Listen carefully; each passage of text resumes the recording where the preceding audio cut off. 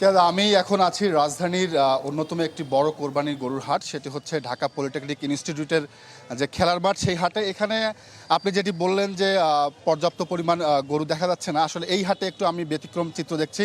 আমাদের হাটের যে মূল যে ডেকোরেশন করা হয়েছে সেটি তো একদম উপচে পড়া ভিড় সেখানে লক্ষ্য করা যাচ্ছে, এবং হাটের বাইরেও কিন্তু একটা বড় অংশ জুড়ে বিশাল আমরা বড় পরিমাণ আমরা গরুর এখানে উপস্থিতি লক্ষ্য করছি।